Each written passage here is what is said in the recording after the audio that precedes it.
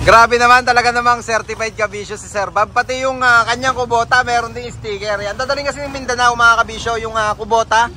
Ita-travel niya gamit yung kanyang mini dump. Tama po ba Sir Bob? Ita-travel niyo po sa Mindanao. Kidapawan City. Sa Kidapawan City. Gamit niyo sa farming yung kubota.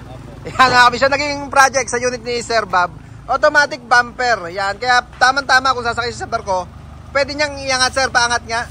Kung sakaling merong sasayaran, kung high tide, low tide, depende kasi dun sa sistema or sa sitwasyon dun sa barko.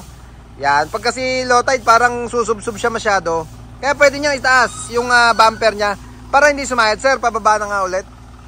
Automatic yung gamit nating switch niya pagdating sa taas, kusa siyang hinto sa stopper sa taas. Pagdating sa baba, kusa din siyang hinto. Yung bumper na ginamit, yung original na pang Isuzu nakakabit na sa unit ni Sir Bob. Yan, in-adjust na lang, nilagyan mechanism, motor at switch, pati yung panggilid niya. Syempre in-extend na, humaba yung bumper, kaya nagkaroon na stainless dito sa gilid. Sa ibabaw naman aluminum na checkered plate ang gamit natin dyan. Grabe naman yung unit ni Sir Bob. Napansin ko na Sir, automatic yung unit mo, automatic 4HL1.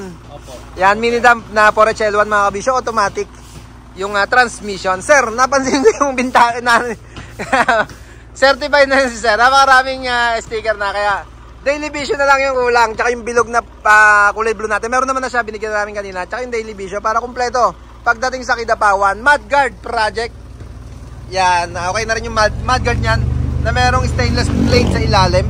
Nakabisagra na rin syempre mga kabisyo para naglalaro yung kanyang mudguard. Gwapong gwapo. Unit ni Sir Bob. Yan. Ibibiyahin niya ng Mindanao, Kidapawan para dalhin yung kanyang kubota. Pagka nakita nyo yung unit ni Sir Bob, alam nyo na nahimas tariman. Sir, ito yung pambinta naman pa na kabisyo. Or yung daily bisyo pala, lifestyle. Sir, ingat po at maraming salamat sa pagdayo sa tarima. Iyan